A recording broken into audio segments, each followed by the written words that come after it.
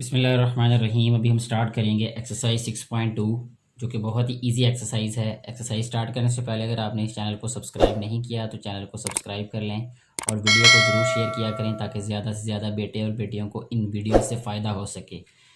Question number 1 है find the value of P. P की value हमने फाइंड करनी है और हमारे पास दो फ्रैक्शंस दी गई हैं, उनके दरमियान में इक्वल का साइन है। कुछ चीज़ें बेसिक हैं बेटे, अगर आप लोग वो एक दफ़ा याद कर लेंगे कि कौन सी वैल्यूज़ के दरमियान में कौन सा साइन हो तो उनके साथ हमने क्या सलूक करना है, और वैसा ही होगा इंशाल्लाह। जब भी रैशनल नंबर्स के दरमियान में इक्वल का साइन आ जाए, यानी फ्रैक्शंस के दरमियान में इक्वल का साइन आ जाए, ओवर वाली वैल्यूज़ के दरमियान में इक्वल का साइन आ जाए, तो क्रॉस मल्टीप्लाई करना है उनको हमेशा। ठीक है, क्रॉस मल्टीप्लाई का मतलब क्या होता है कि एक फ्रैक्शन का न्यूमरेटर और दूसरे का डिनोमिनेटर। ठीक है, इसी तरह ऑपोजिट भी ऐसे ही करना है हमने।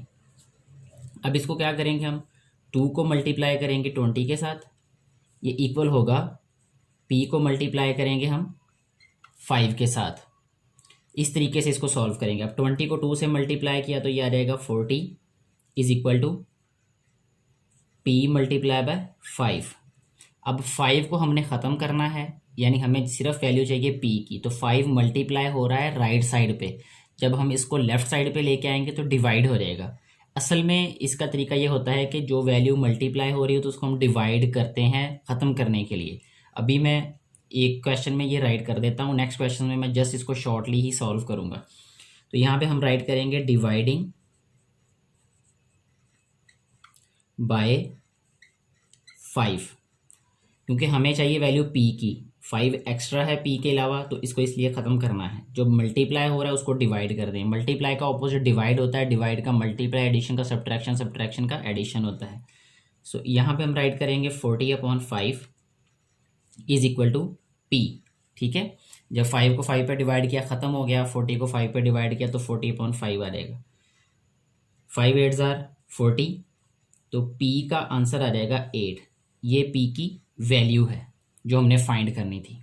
नेक्स्ट हम सॉल्व करेंगे थर्ड पार्ट जो कि है 0.1/0.4 इज इक्वल टू 6/p। सबसे पहले बेटे यहाँ पे देखेंगे हमारे पास पॉइंट है यानी डेसिमल है, इसको हमने चेंज करना है यानी ख़त्म कर देंगे इसको। तो ख़त्म करने का तरीका ये है कि पॉइंट के नीचे 1 राइट करेंगे और राइट साइड पे जितने डिजिट्स हैं उतने ज़ीरोस, यानी इसके ओवर में 10 आएगा। अब ये नीचे b जो है वो पॉइंट वाली वैल्यू है, इसमें हम ऊपर राइट कर देंगे वो नंबर। जैसे इसको राइट करेंगे हम 1 multiply by 10 upon 4 multiply by 10।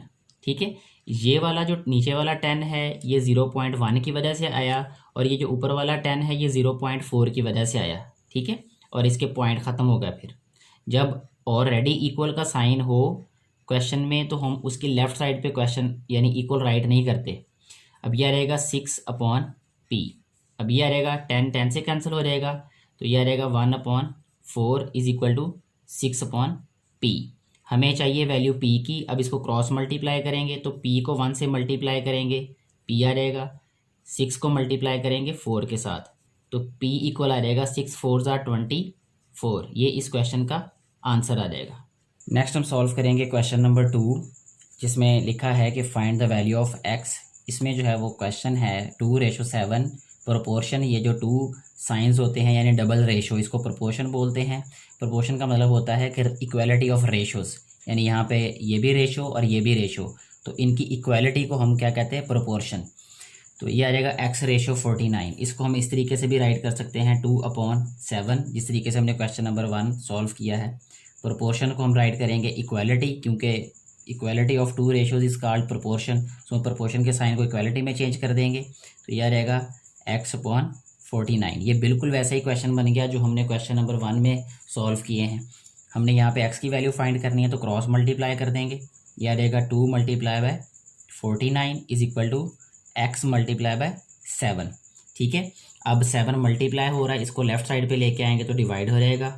2 multiply by 49/7 is equal to x। इसको जस्ट सिंप्लीफाई करेंगे, 7 7 ज़ार 49, 7 2 ज़ार क्या होता है 14, तो 14 जो है वो इस क्वेश्चन का आंसर आ जाएगा। नेक्स्ट हम सॉल्व करेंगे थर्ड पार्ट जो कि है 1.2:3.6 प्रोपोर्शन x/3। सबसे पहले इसको हम राइट करेंगे 1.2/3 3.6 is equal to x upon 3। अब देखें फिर ये पॉइंट है, ऊपर भी पॉइंट, और एक वैल्यू के बाद जो है वो पॉइंट है, नीचे भी एक वैल्यू के बाद पॉइंट है। तो इसको हम जिस तरीके से हमने क्वेश्चन नंबर 1 में किया था उसी तरीके से इसमें हमने इसको चेंज कर लेना है। यानी 12 मल्टीप्लाई बाय 10 हो जाएगा ये, और ये भी क्या हो जाएगा 36 मल्टीप्लाई बाय 10। ये इक्वल हो जाएगा हमारे पास एक्स अपॉन 3 के। ये 10 से कैंसिल हो जाएगा, और ये भी अगर हम देखें तो 12 3 ज़ार 36, इसको भी हम कैंसिल कर सकते हैं। 12 1 ज़ार 12, 12 3 ज़ार 36, तो ये आ जाएगा 1/3 is equal to x upon 3। अब इसको क्रॉस मल्टीप्लाई कर देते हैं, तो ये आ जाएगा हमारे पास 1 मल्टीप्लाई बाय 3, तो ये आ जाएगा 3 is equal to 3 multiply by x. हमें एक्स की वैल्यू चाहिए तो 3 को डिवाइड करेंगे लेफ्ट साइड पे, तो 3/3 इज इक्वल टू एक्स। तो एक्स की जो वैल्यू है वो आ जाएगी हमारे पास 1, क्योंकि 3 से कैंसिल हो जाएगा, तो आंसर 1 आ जाएगा। यही इस क्वेश्चन का आंसर है। नेक्स्ट हम सॉल्व करेंगे fourth part.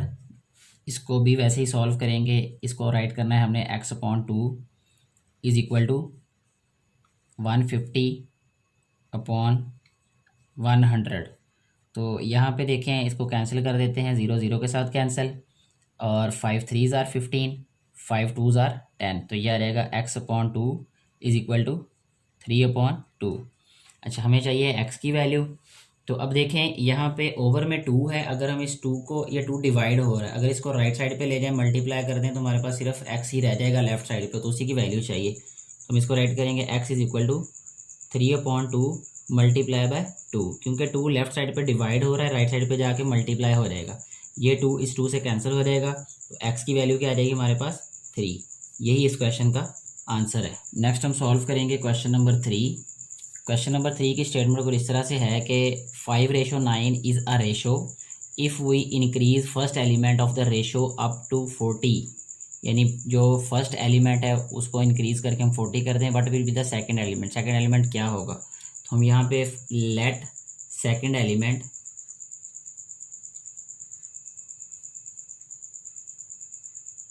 Is equal to x. तो अब इसमें जो है वो रेशो क्या होगी इन वैल्यूज़ में, तो पहले हमारे पास हैं 5:9, ठीक है, और जो दूसरी हमारे पास वैल्यू जब इनको इंक्रीज़ करेंगे तो क्या रेशो होगी, तो डबल रेशो है, इसलिए इसको प्रोपोर्शन लिखेंगे। जब हम 5 को इंक्रीज़ करेंगे तो ये क्या हो जाएगा 40, और हमारे पास सेकंड एलिमेंट क्या हमने सपोज किया कि एक्स है ये, तो इसको भी हम राइट करेंगे 5/9 इज इक्वल टू 40/x। अब देखें, अगर हम चाहें तो इन दोनों की हम जगह चेंज कर सकते हैं, ठीक है, इन दोनों की जगह चेंज कर देनी है और इसको मल्टीप्लाई कर देना है। एक स्टेप में मैं इसको शॉर्टली कर रहा हूँ सॉल्व, तो यह आ जाएगा x is equal to 40/5 multiply by 9। क्या किया मैंने, 5 को x की जगह पे लिख दिया और 9 को इधर ला के मल्टीप्लाई कर दिया। अच्छा, यह आ जाएगा 5 8 ज़ार 40, 8 9 ज़ार 72, तो 72 जो है वो हमारे पास क्या होगा, सेकंड एलिमेंट होगा। तो यही इस क्वेश्चन का आंसर है। नेक्स्ट हम सॉल्व करेंगे क्वेश्चन नंबर 4, जिसकी स्टेटमेंट है what is the fourth proportional of 1 3 and 4। तो हम सबसे पहले राइट करेंगे लेट फोर्थ प्रोपोर्शनल, इसको हम सपोज कर लेंगे कि ये x है, ठीक है, और अब हमारे पास जो वैल्यूज़ हैं उनमें रेशो क्या हो जाएगी 1:3 प्रोपोर्शन 4:x, यानी ये हमारे पास रेशो बन जाएगी नंबर्स के दरमियान। तो अब इसको राइट हमने इस तरह करना है 1/3 इज इक्वल टू 4/x। इससे पहले वाला जो क्वेश्चन सॉल्व किया था वो भी बिल्कुल ऐसे ही था, यहाँ से इससे आगे तो ये भी उसी तरीके से हम सॉल्व कर लेंगे। तो x इक्वल आ रहेगा 4/1 मल्टीप्लाई बाय 3। 4/1 का मतलब 4 ही है, तो 4 3 ज़ार क्या होगा 12, तो 12 जो है वो इस क्वेश्चन का आंसर होगा। नेक्स्ट हम सॉल्व करेंगे क्वेश्चन नंबर 6, जो कि है if 150 shirts can be stitched on 6 sewing machine. अगर 150 जो शर्ट्स हैं वो 6 सिलाई मशीनें सिलाई करती हैं इन अ डे, एक दिन में, हाउ मैनी मशीन्स, कितनी मशीनें जो हैं वो रिक्वायर्ड चाहिए होंगी to stitch 225 shirts, 225 shirts in a day. हमें मशीन्स कितनी चाहिए होंगी ये हमने पता करना है, तो हम लिखेंगे लेट रिक्वायर्ड मशीन्स,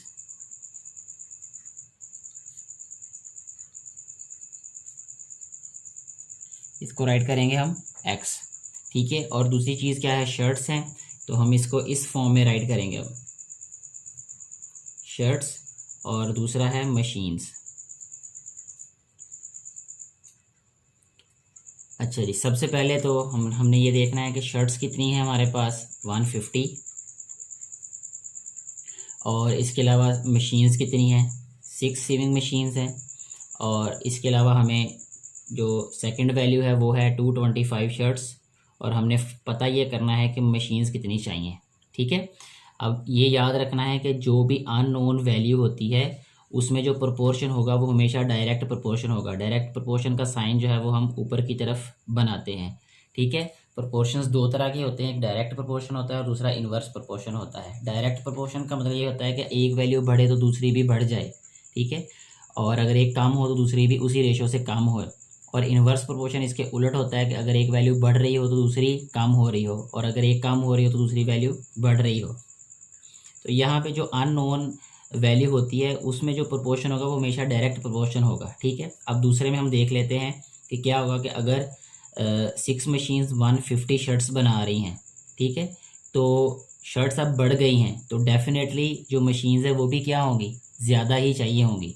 सिंपल सी बात है कि थोड़ा काम होगा तो थोड़ी मशीनें चाहिए होंगी, ज़्यादा काम होगा तो ज़्यादा मशीनें चाहिए होंगी। तो ये भी प्रोपोर्शन डायरेक्ट हो जाएगा। डायरेक्ट प्रोपोर्शन के लिए हमने जो साइन है वो नीचे से ऊपर को लगाना है, एरो जो है। अच्छा, अब इसको लिखना किस तरीके से है कि जो टेल के सामने वाली वैल्यू है उसको हम ऊपर लिखेंगे, जैसे 225 अपॉन 150 इज इक्वल टू, ठीक है, ये आ जाएगा अब x अपॉन 6।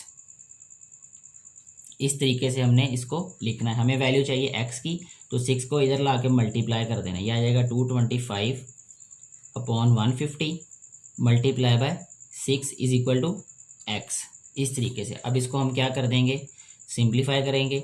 ये 5 पे कैंसिल होता है, 5 3 ज़ार 15, ये 30 आ गया, 5 4 ज़ार 20, 5 5 ज़ार 25, ये कैंसिल हो रहा है। अब 6 5 ज़ार 30, ठीक है, और 5 9 ज़ार 45, तो 9 आ गया इसका आंसर। तो हम राइट करेंगे 9 इज इक्वल टू x, यानी हमारे पास जो रिक्वायर्ड मशीन्स होंगी वो 9 होंगी। अगर 6 मशीन्स 150 शर्ट्स स्टिच करती हैं तो 9 मशीन्स जो हैं वो 225 शर्ट स्टिच करेंगी। तो इस तरीके से ये क्वेश्चन सॉल्व हो जाएगा।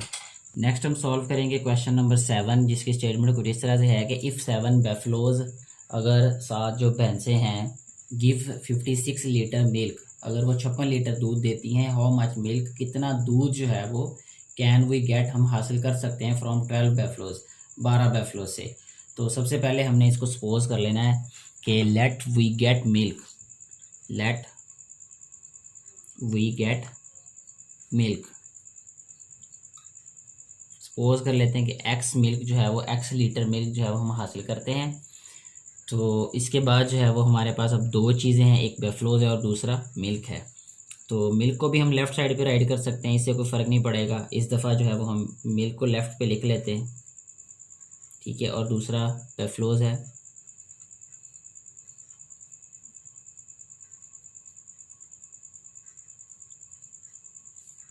सबसे पहले बेफलोज कितनी है, 7 बेफलोज हैं, और मिल्क कितना है 56 लीटर्स।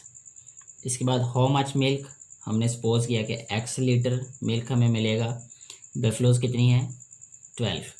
अच्छा, अब देखें, ये जो मैंने पहले बताया है कि अननोन जिसमें वैल्यू होगी तो वो हमेशा डायरेक्ट प्रोपोर्शन होगा, तो इसलिए यहाँ पे एरो ये लगाएंगे हम। अच्छा, इसमें क्या प्रोपोर्शन बनेगा, डायरेक्ट या इन्वर्स, इसके लिए हम देख लेते हैं अभी कि अगर 7 बेफलोज हैं तो 56 लीटर जो है वो दूध देती हैं।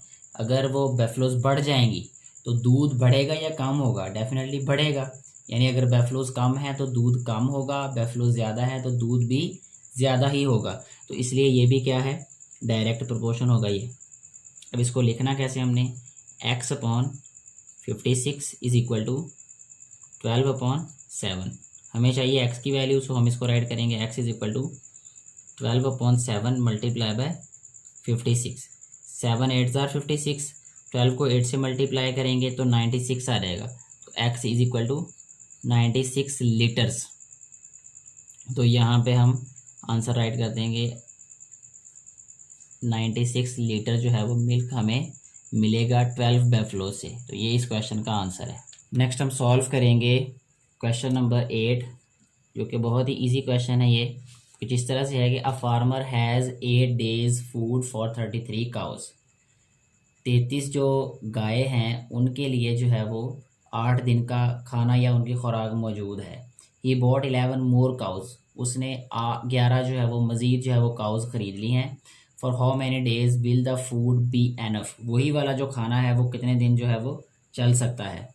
तो हमें सबसे पहले यहाँ पे लिखना पड़ेगा how many days, let the days equal आ जाएगा एक्स के। अब हमारे पास दो चीज़ें हैं, एक तो डेज है और दूसरा जो है वो काउज। डेज और काउज दो चीज़ों के दरमियान में हमने जो है वो कंपैरिजन करना है। तो सबसे पहले हम यहाँ पे राइट कर लेते हैं डेज और साथ में राइट कर लेते हैं काउज। अच्छा, डेज़ में सबसे पहले उन्होंने बताया है कि 8 days हैं और काउज़ कितनी हैं 33। इसके बाद वो 11 और जो है वो काउज़ ख़रीदता है, तो टोटल काउज़ कितनी हो जाती हैं 44।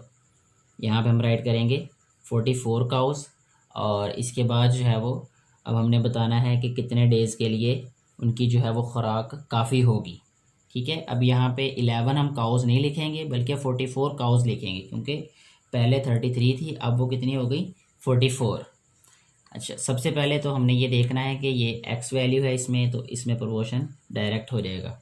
अच्छा, अब देखें 33 काउज़ के लिए जो खाना है वो 8 दिन में ख़त्म हो जाता है।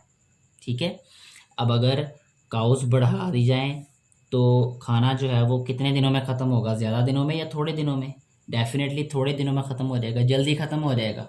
क्योंकि अगर जो है वो काउज़ थोड़ी हैं तो खाना ज़्यादा दिन चलेगा, और अगर काउज़ ज़्यादा हैं तो खाना जो है वो थोड़े दिनों में ख़त्म हो जाएगा। तो इस तरह का प्रोपोर्शन जो होता है इसको हम कहते हैं इन्वर्स प्रोपोर्शन।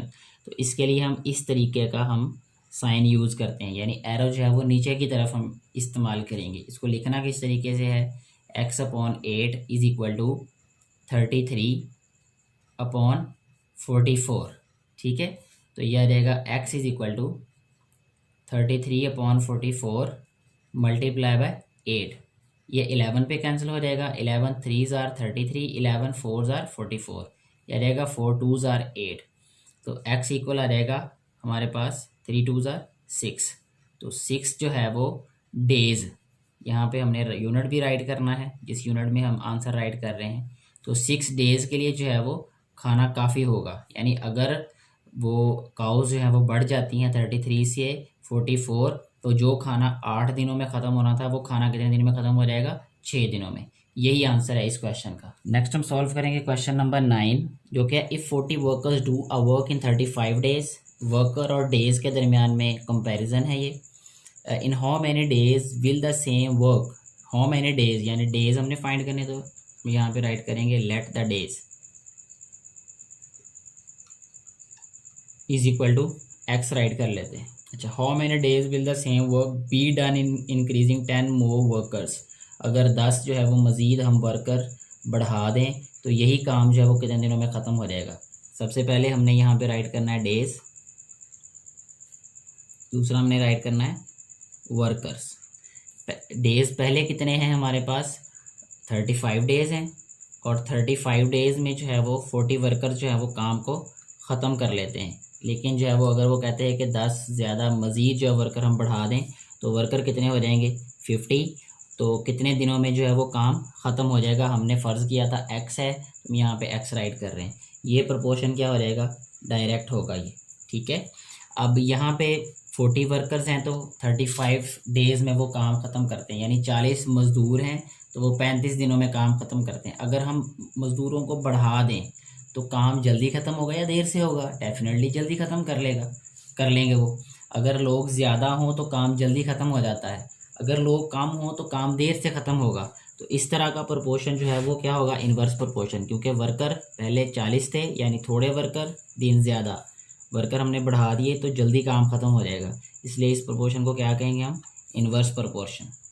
तो अब इसको सॉल्व किस तरीके से करना है, x/35 is equal to 40/50। x की वैल्यू चाहिए, सो यह आ जाएगा 40/50 मल्टीप्लाई बाय 35। ये 0 इस 0 से कैंसिल हो गया, 5 7 35 हो जाएगा। तो x इक्वल आ जाएगा 7 4 28। 28 क्या आएंगे, डेज। यानी जो काम 35 डेज में ख़त्म होना है वो काम कितने दिनों में ख़त्म हो जाएगा, 28 डेज में। अगर हम वर्कर को 40 से बढ़ा के 50 कर देंगे तो ये इस तरीके से ये क्वेश्चन सॉल्व हो जाएगा। नेक्स्ट हम सॉल्व करेंगे क्वेश्चन नंबर 10, जो कि है रहीम पेड ही servant ₹750 for 1 week and 3 days. Rahim जो है वो अपने सर्वेंट को, अपने मुलाजिम को 750 रुपये देता है 1 हफ़्ता और 3 दिन के लिए। यानी 1 हफ़्ता 7 और 3 10 दिन के लिए, हम 10 दिनों का ही कहेंगे ये। 10 दिन में वो देता है 750 रुपये। व्हाट अमाउंट विल ही पे, तो हम सपोज कर लेते हैं let he pay is equal to x rupees, क्योंकि रुपीज़ पे करने हैं तो हम x रुपीज़ सपोज कर लेते हैं। He pays him for a month of 30 days, यानी 30 दिनों के लिए वो कितने पैसे अदा करेगा। इसको सॉल्व करने के 2 तरीके हैं। एक तो बेटे ये है कि यूनिटरी मेथड से भी हम इसको सॉल्व कर सकते हैं, कि सबसे पहले हम ये फाइंड करें कि एक दिन के वो कितने पैसे पे करता है। 10 दिनों के वो 750 पे करता है, तो एक दिन के वो कितने पे करता है। फिर हम उसको जो एक दिन का आंसर आएगा उसको मल्टीप्लाई कर देंगे 30 से, तब भी आंसर सेम आएगा। क्योंकि हम डायरेक्ट और इन्वर्स प्रोपोर्शन से इसको सॉल्व कर रहे हैं तो हम इसी मेथड को लेके चलेंगे अभी। तो लेट ही पे x रुपीज़ आएगा। तो हमारे पास 2 चीज़ें हैं, एक तो रुपीज़ आएगा, ठीक है, यहाँ पे हम राइट कर देंगे रुपीज़, और दूसरी चीज़ क्या है, डेज़। यहाँ पे हम राइट करेंगे डेज़। सबसे पहले उसने क्या कहा है, 750 रुपीज़ वो पे करता है कितने दिनों के लिए, 10 डेज़ के लिए, ठीक है। उसके बाद डेज़ कितने हो गए, 30, और हमने फाइंड करना है कि कितने रुपीज़ जो है वो पे करेगा। जो x वाली वैल्यू है ये तो डायरेक्ट प्रोपोर्शन होगी, और देखें अगर 10 डेज़ में वो 750 रुपीज़ पे कर रहा है तो 30 डेज़ में वो ज़्यादा ही पैसे पे करेगा। दिन थोड़े होंगे तो पैसे थोड़े पे करेगा, दिन ज़्यादा होंगे तो ज़्यादा पैसे पे करने पड़ेंगे। ये ऐसे ही है जैसे कोई अगर घर में 10 दिन काम करे तो आप उसको 750 रुपये दें, अगर वो पूरा महीना काम करे तो डेफिनेटली हमें ज़्यादा ही पैसे देने पड़ेंगे। 10 दिन थोड़े तो पैसे थोड़े, मजदूरी थोड़ी होगी। दिन ज़्यादा होंगे, दिन 30 कर देंगे तो मजदूरी भी ज़्यादा होगी। तो ये प्रोपोर्शन क्या होगा, डायरेक्ट, ठीक है।